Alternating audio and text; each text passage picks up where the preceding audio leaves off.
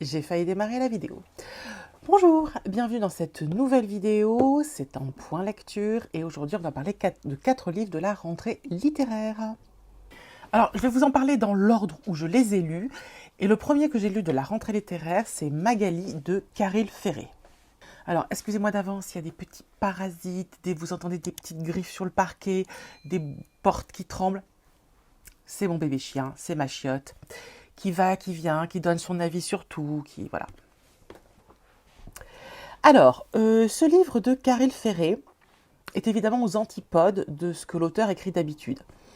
On l'a connu sur du polar noir, du polar un peu glauque, assez violent, souvent dans des pays très très éloignés de la France. Et là, il change totalement de direction et nous propose une œuvre qui est aux antipodes de ce qu'il fait traditionnellement. On est sur un livre qui traite, alors attention, j'utilise le mot parce que c'est le mot qu'il utilise, qui traite d'un fait divers.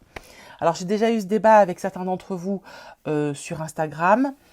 Certains m'ont dit attention, c'est le fait divers, etc. C'est quand même des féminicides. Je l'entends, c'est un féminicide. Le mot fait divers n'est pas le plus adapté, mais c'est celui qu'utilise Caril Ferré pour présenter son projet. Donc, Caril Ferré vient d'une petite bourgade, je crois que c'est en Normandie, enfin dans un coin de France. Et dans cette petite bourgade, un jour, une femme, mère de 4 enfants, est assassinée par son mari. Et il est surpris qu'il puisse y avoir un meurtre pareil dans son petit bled d'enfance. Et tout d'un coup, ça lui a rappelé qu'en fait, les féminicides, ça arrive partout. Dans toutes les couches de la société, dans tous les milieux sociaux et dans tous les coins de France. Et on a beau vivre dans un petit village de 2000 habitants, et ben ça arrive aussi. Et puis, cette idée reste en tête et il décide d'écrire un livre. Ce livre s'appelle donc Magali, du nom de l'héroïne, de cette femme qui a été assassinée et qui devient à travers l'écrit de Caril Ferré l'héroïne de ce livre. Du moins, c'est ce que je croyais quand je l'ai entamé. Je pensais avoir à lire un peu un traitement de ce fait divers de façon un peu plus analytique, un peu plus tournée vers le côté féminicide et que Caril Ferré allait nous proposer une plongée, une immersion dans ce village, dans ce microcosme, qui symboliserait un peu une mini-société dans lequel s'instille tout un tas de choses. Je pensais qu'on allait remonter le fil de cette histoire. Bon, je vous cache pas que c'est pas ça du tout que j'ai lu et que j'étais un peu déçue. Voilà pourquoi. D'abord, Caril Ferré en profite pour beaucoup parler de lui. Ce qui n'est pas du tout un souci en soi. J'ai découvert des choses sur Caril Ferré, fort bien. Mais c'était pas ce qu'on m'a vendu. Sur le livre, il y a la moitié du temps où il parle de lui. Donc ça fait beaucoup en termes de ratio par rapport à la partie consacrée à Magali. Et sur la partie consacrée à Magali, on est vraiment dans une espèce d'enquête de lui, comment est-ce qu'il fait pour remonter le fil, et il reprend un petit peu ce qui s'est passé avec la police, etc. Mais en fait, il parle assez peu de Magali en elle-même. Elle est passée au second plan. Et ça m'a gênée. Moi, j'aurais aimé vraiment qu'elle ait une belle place, parce que Magali, elle méritait d'avoir une belle place. Et là, elle a un peu une place de second couteau. Et voilà, j'ai pas été super satisfaite de ça, j'étais un peu déçue. Et d'un livre qui aurait dû être un petit peu ouvert sur la société et sur ce problème récurrent des féminicides, on se retrouve avec un livre qui est un peu auto-centré, un peu moi, et qui est beaucoup autour du jeu.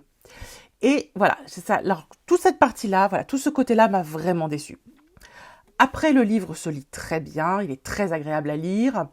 J'ai beaucoup aimé le choix des noms. Je vous laisse découvrir, mais en fait, il a changé tous les noms pour, notamment les noms de sa famille, etc. Alors, je ne sais pas si c'est sous couvert d'anonymat ou si c'est pour le plaisir d'eux. Mais en tout cas, il trouve plein de surnoms qui sont hyper rigolos, qui doivent, à mon avis, en un ou deux mots, symboliser un petit peu ce que représente la personne pour lui ou dans la société, telle qu'il la voit. Donc, il y a une de ses sœurs qui est pharmacienne, il l'appelle Alors, j'ai plus les noms, mais c'est un peu psychorigide. Enfin, voilà. C'est hyper rigolo. J'ai trouvé que c'était plutôt bien amené et bien senti de choisir de pas juste changer les prénoms pour changer les prénoms, mais d'y mettre une intention. C'est-à-dire que quand on écrit, un écrivain, il choisit rarement les prénoms au hasard. Parfois, et même souvent, il y met une intention. Et donc là, il n'a pas repris d'autres prénoms, il a inventé des noms. C'est assez rigolo. Et j'avoue que j'ai bien aimé. J'ai trouvé que c'était bien amené, donc je vous laisse découvrir, si vous avez l'occasion de le lire, les noms qu'il a choisis pour parler des gens autour de lui, de sa famille, mais aussi des policiers, des gendarmes, des pompiers, des gens qu'il croise et qu'il interroge. Voilà, tous ces gens-là ont droit à un pseudo. Et j'ai trouvé que c'était une super idée. Voilà. L'écriture est fluide, ça se lit bien. C'est un roman qui est très très court, donc effectivement on n'a pas besoin de s'apesantir beaucoup plus. Pour moi, il manque plutôt l'orientation qui n'a pas été à mon sens celle que j'attendais. Alors après, j'ai pas à juger l'intention de l'auteur. Si l'intention de l'auteur c'était de raconter cette histoire, il l'a fait fort bien. C'est juste que la façon dont ça a été amené. Alors pour info, pour ceux qui ne le savent pas, au mois de juin, je suis allée à Rennes pour assister à une rencontre de maisons d'édition qui présentaient les romans de la rentrée littéraire.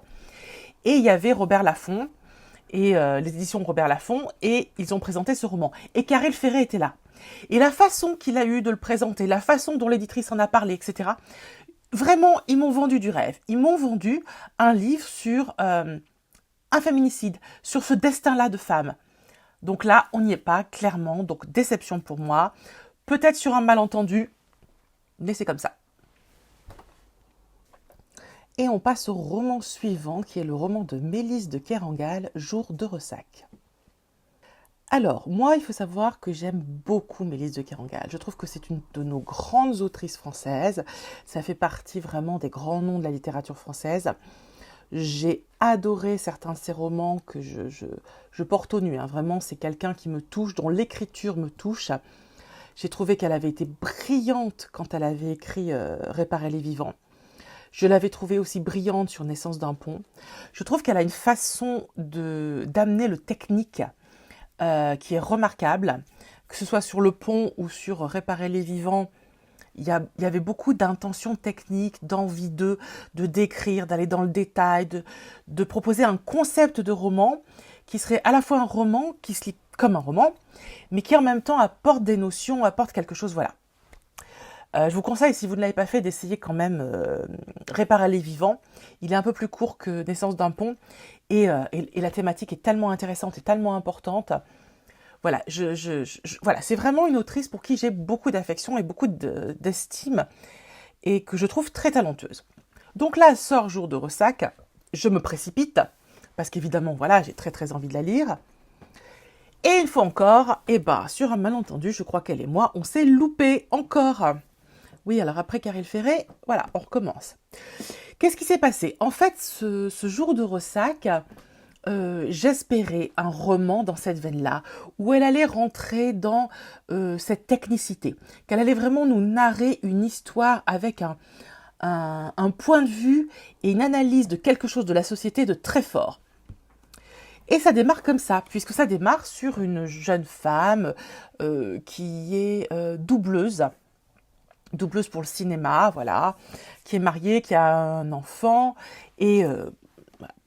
Et un jour, elle habite Paris, et elle est contactée par la police du Havre, qui lui dit qu'il y a eu un mort, et que sur ce mort, on a retrouvé un numéro de téléphone qui est le sien, et qu'ils aimeraient qu'elle vienne au Havre pour en discuter. Et à partir de là, on s'engage sur une voie que je pensais être soit policière, à savoir qui était cet homme, soit vraiment sociale, philosophique, comme elle sait le faire. Et en fait, j'ai rien eu de tout ça. Alors, je l'ai eu petitement à travers les descriptions du Havre, parce que bon, l'écriture de Mélisse de Kerangal reste à la hauteur, et la description du Havre est assez formidable. Oui, ma chérie. Et ça, c'était vraiment super. Par contre, elle me déconcentre. Bon, ma monte ne me déconcentre pas. Oh, purée. Oh non, mais c'est pas vrai. Je vais me perdre dans mes fils. Mets ta fesse ici. Voilà. Hop. Ok, on y est. Donc, À ce niveau-là, il y avait une écriture, l'intention était super belle. Il y a des passages de description du Havre qui sont sublimes. Ah, le Havre sous la pluie, la plage du Havre, les ruelles, tout ça, elle le fait mais incroyablement bien. Donc là, c'est génial. Par contre, toute la partie plus sociale, sa rencontre avec les gens, des fois, elle nous amène des bouts de trucs. Il y a tout un passage où elle va dans un bar et elle rencontre la sœur d'une de ses amies quand elle était au collège ou au lycée. Il y avait tout un truc à faire là-dessus. Et en fait, je trouve que c'est pas abouti. Elle l'amène, mais elle va pas jusqu'au bout du propos.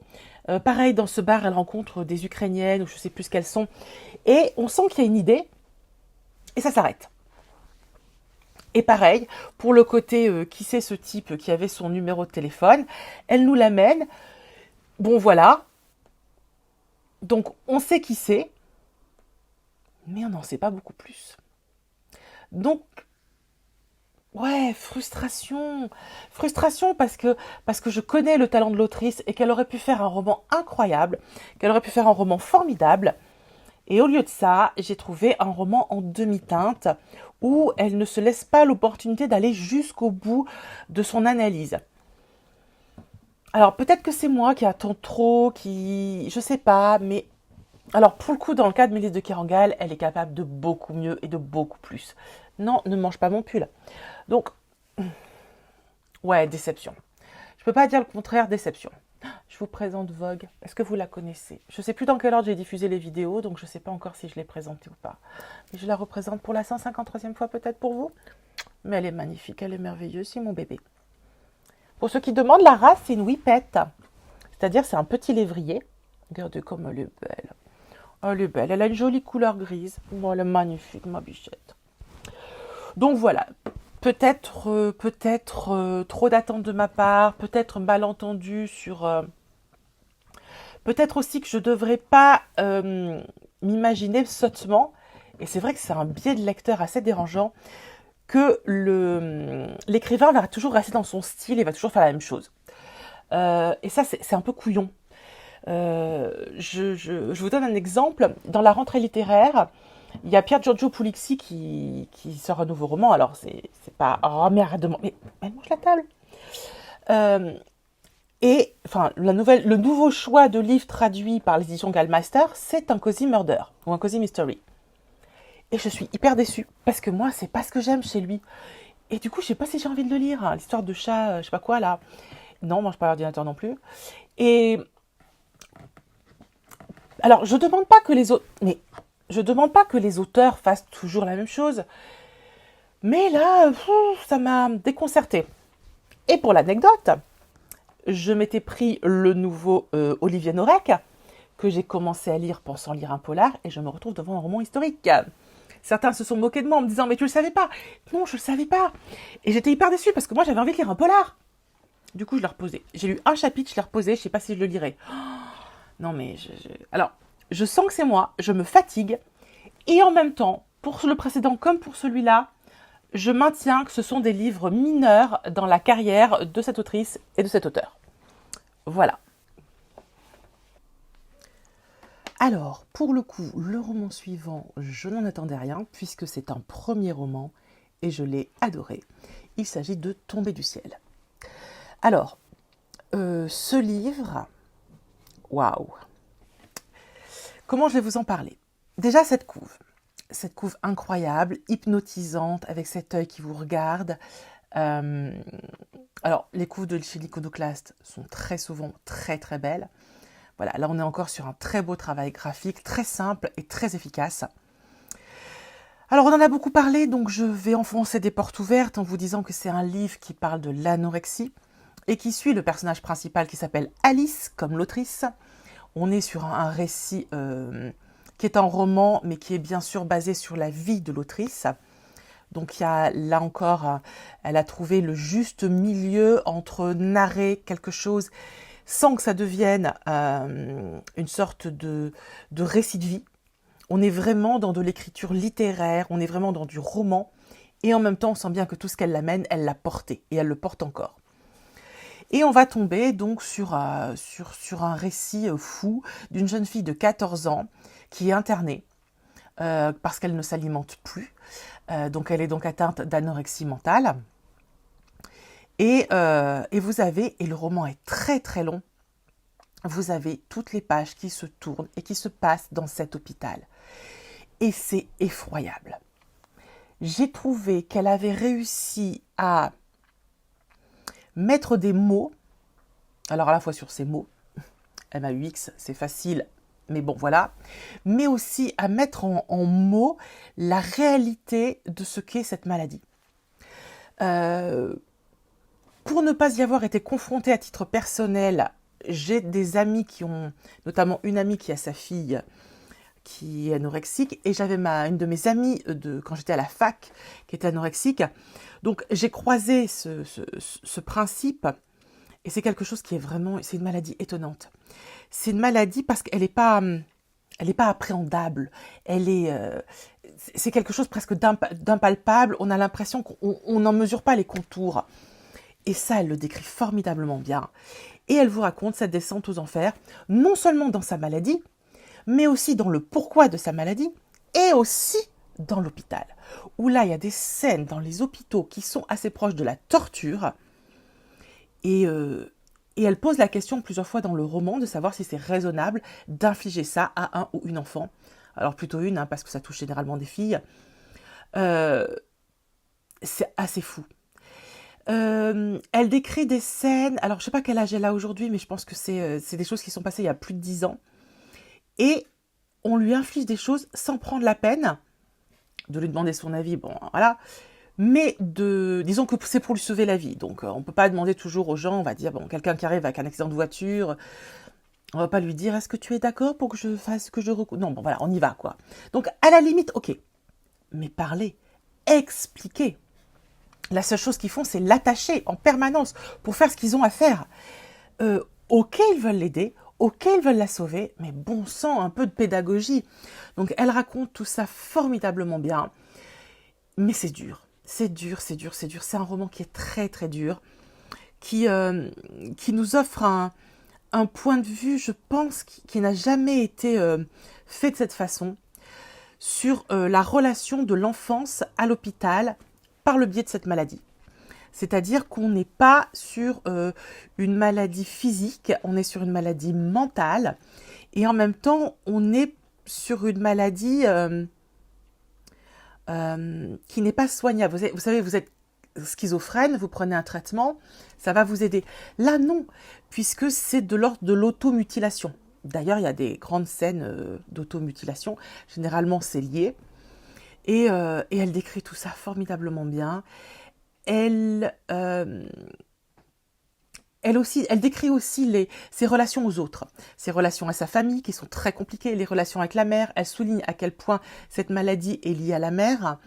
Elle décrit très bien sa relation au personnel soignant, quel qu'il soit. Donc il y a là encore tout un tas de gens, de médecins, d'infirmiers, d'infirmières. Et la façon dont elle en parle, c'est assez intéressant parce qu'effectivement, elle a 14 ans. Donc, on ne voit pas les choses et les gens de la même façon à 14 ans, 30 ou 40 ans. Et puis, il y a sa relation aux autres de son âge, soit par le passé, des retours dans le passé quand elle était à l'école, et des gens qui sont enfermés avec elle, soit dans l'étage où elle est au début, soit au 6e où elle va plus tard. Et voilà. Et elle décrit tout ça. Et elle met en scène comme un chef d'orchestre incroyable tout ce microcosme de l'hôpital, ce monde qui va et qui vient, les parents qui viennent très peu, les médecins qui sont omniprésents mais qui en même temps sont incapables de l'aider, et puis les autres personnes qui gravitent autour et voilà. Et elle décrit surtout, elle, sa détresse, son incapacité à se faire comprendre, son incapacité à dire pourquoi est-ce que elle ne veut pas se nourrir. Il y a parfois des passages que j'ai trouvés absolument fulgurants où elle parle, où elle pose les mots très clairement sur ce qu'est cette maladie et surtout sur ce qu'elle n'est pas. J'ai été coupée par un appel téléphonique. Je ne sais absolument pas ce que j'étais en train de dire. J'étais en train de vous parler de ce très beau roman Et je me demande si j'en ai bien parlé, parce que si je ne suis pas capable de me remémorer où j'en étais de mon propos, c'est généralement que c'était brouillon. Quand ma pensée est straight, quand ma pensée est claire, nette et va tout droit, je reprends le fil. Est-ce que je vous l'ai bien vendu ce roman? Je ne sais pas. Si vous n'avez pas peur de la thématique, si ce sujet un peu fort, un peu dense, un peu trop concret ne vous fait pas peur, je vous invite à le lire. Parce que vraiment, sans faire de comparaison et sans dire que c'est la même chose, parce que ça n'a rien à voir, mais vous savez, c'est comme Triste Tigre ou d'autres romans qui abordent des thématiques très fortes, des thématiques sociétales, des thématiques qui relèvent de la santé publique, dont il faut parler. Et voilà, donc si ce principe de roman vous intéresse, lisez Tomber du ciel, il est très beau, il est très fort et il est très bien écrit. Et je termine avec ma 4e lecture de la rentrée littéraire qui est Les Enfants loups de Vera Buck aux éditions Gallmeister. Je lis toujours. Alors, on est sur un roman choral qui flirte avec le polar, le nature writing, le côté un peu mystérieux, le roman noir. Voilà, qui est un petit peu à la croisée de tous ces chemins. On va suivre plusieurs personnages à différentes époques, ou non, pardon, pas à différentes époques, mais à différentes, comment dire, enfin, si, il y a des incursions dans le passé. Excusez-moi, je m'exprime mal. Donc voilà, donc au début, on ne sait pas très bien où on va. On suit d'abord des gens qui sont dans un village. Il y a notamment 2 enfants de 16-18 ans, Jess et Rebecca. Il y a une petite qui est plus jeune, qui a 8-9 ans. Voilà, et il y a une adulte, Smila, et d'autres personnages qui viennent s'intercaler. Et en fait, le roman est construit sur des chapitres qui s'alternent, narrés, pensés par le personnage qui donne son nom à l'intitulé du chapitre. Ça, c'est assez simple, assez commun. Et l'histoire avance à travers ces différents regards, chacun apportant sa pierre à l'édifice. On est en pleine montagne, le petit village, et au-dessus du petit village, vraiment en haut dans la montagne, un tout petit village qui est une sorte de communauté religieuse. Et on se demande un peu ce qui se passe, on ne comprend pas bien le début, les premiers chapitres, on a ces personnages qui parlent et on ne sait pas où on va. Après, il faut se laisser porter. Et on découvre petit à petit le fil de l'histoire. On découvre que Smila, alors ça c'est dès le début qu'on le sait, Smila a eu une amie qui, alors qu'elle faisait du camping toutes les deux, a disparu. Et elle est toujours à la recherche de sa copine. Et voilà, il y a son aventure à elle, il y a l'aventure des personnages du village, on découvre des mystères. Il y a aussi, on suit aussi une institutrice qui est l'institutrice du petit Jess et de la petite Rebecca et qui se trouve malgré elle embarquée dans cette histoire parce qu'elle s'intéresse à ces enfants qu'elle trouve atypiques. Et voilà. Et vous avez des personnages qui vont, qui viennent, certains disparaissent, certains reviennent et on vous raconte comme ça toute l'histoire qui se passe. Le mystère est super bien amené. C'est vraiment très mystérieux. Je dirais plus mystérieux et noir que polar. On est vraiment plus là-dedans. Très nature writing. Il y a énormément de descriptions de la forêt, des loups, de tout ce qui est en lien avec la nature.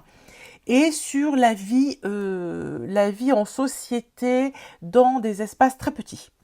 Voilà, quand il y a 10 baraques, où tout le monde connaît tout le monde, où on épie son voisin, il y a ce côté un peu petite société, toute petite, qui vit un peu en marge de la société plus large.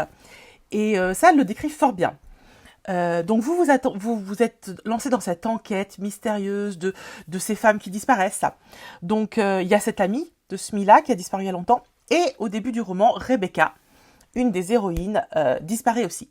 Mais on continue de suivre les pensées de Rebecca et on découvre qu'elle est en fait enfermée quelque part et qu'il y a quelqu'un qui l'a enlevée. Et voilà, et ça avance. Il y a plein de personnages qui arrivent, ça s'entrecroise, ça se mélange. Il y a des... Ce que j'ai trouvé assez impressionnant, c'est que ça avance très lentement. Et en même temps, c'est vraiment prendre son temps, mais c'est jamais ennuyeux. Elle prend le temps juste de vous décrire les choses, de vous amener des informations. Et comme il y a plein de personnages qui ont besoin d'expliquer ce qu'ils font, ce qu'ils vivent, du coup, ça remet un peu de longueur. Mais du coup, ça ajoute au mystère, ça épaissit tout ce mystère. Donc ça, j'ai beaucoup aimé. L'écriture est assez impressionnante comment dire, de simplicité. J'ai trouvé qu'il y avait parfois des phrases qui étaient tellement simples, et en même temps tellement efficace. Vous savez, quand vous avez le mot juste, parfois il faut juste savoir dire le bon mot. Ça sert à rien d'utiliser 10 phrases. Si vous avez le mot juste au bon moment, ça peut suffire. Et j'ai trouvé qu'on était là-dedans. Et ça, j'ai adoré. Voilà. Que vous dire d'autre? Les personnages sont touchants et attachants. Il se passe des choses parfois, j'ai eu des pincements au cœur où j'étais là, ah bah non. Voilà, peut-être la fin m'a un peu déçue. Je n'en dis pas plus. J'ai pas été super fan de la fin, mais ça m'arrive souvent. Hein. Je pense que j'ai fait d'autres points de lecture où j'ai dû vous dire ça. Je trouve que les fins de romans, c'est compliqué parfois. Et là, j'ai un peu été déçue. Mais j'ai trouvé que la façon qu'avait l'autrice de narrer cette ambiance de petit village, je sais pas, vous avez vu le film de Shyamalan? Je vous parle comme si vous alliez me répondre. Et dit, tu l'as vu le film de Shyamalan, Le Village? Ah merde, vous me répondez pas. Donc voilà, vous savez, ces espèces de petits trucs là, on se dit mais qu'est-ce qui se passe? C'est une secte? C'est quoi? Et puis on sent qu'il y a ces enlèvements de jeunes filles, on sent qu'il y a des choses qui en sont liées, mais on sait pas très bien quoi. Et puis il y a cette petite fille là qui a 8-9 ans, elle est qui? Elle vient faire quoi là-dedans? Elle parle pas. Pourquoi elle parle pas? Et puis on sent qu'il y a beaucoup de violence latente, Ah, c'est... Ouais. Donc, excellente dans le nature writing et dans la description de l'enfer. Comme quoi de sorte de l'enfermement, de ce truc un peu glauque, un peu mystérieux, un peu brumeux. C'est comme si tout ce qu'elle écrivait était planqué derrière une espèce de brume. Et nous, en tant que lecteurs, on est là, mais j'y vois rien, vas-y, dégage ta brume. Et voilà, j'ai trouvé que c'était très bien fait. Ça restera pas comme un de mes romans préférés de chez Gail Meister, mais j'ai trouvé que c'était très bien. Alors, Vera Buck, elle est allemande. Gail Meister, maintenant, ne traduit plus seulement que des romans américains. Donc, j'ai trouvé ça chouette d'avoir une voix différente. Mais voilà, après... Alors, je suis désolée, je vous fais ce point de lecture. On ne peut pas dire, à part le précédent, mais qui a une thématique un peu compliquée. Sur ce que j'ai lu de la rentrée littéraire, je vais avoir du mal à vous dire celui-ci, lisez-le absolument. Parce que les deux premiers m'ont déçu. Le deuxième, je mets vraiment des trigger warnings. Et celui-ci, il s'adresse à un public certain, un public cible, mais c'est pas pour tout le monde, c'est pareil. Il faut vraiment aimer ce genre de roman d'ambiance. Hein, voilà. Donc je suis un peu embêtée, je termine ce point lecture un peu embêtée en vous disant, voilà, j'ai lu 4 livres et je ne sais pas très bien si parmi vous, vous allez y trouver votre compte. Je l'espère, j'espère qu'il y en aura moins un qui vous fera envie, un où vous vous dites, bah soit Nadia l'a pas aimé, mais moi ça peut me plaire, soit, bah si, bah ça c'est complètement quelque chose que je peux lire ou que je veux lire. Voilà. Bon, bah écoutez, j'espère que pour vous, la rentrée littéraire se passe bien. Pour moi, vous voyez, elle est un peu en demi-teinte. Mais je vais en lire d'autres. Allez, je vous embrasse assez fort. Putain, je suis fatiguée. Je vous embrasse très fort, assez fort, moyennement fort. Comme mes lectures de rentrée littéraire, moyennement fort. Et puis, n'oubliez pas de liker, de commenter, de me donner votre avis. Et à bientôt. Ciao.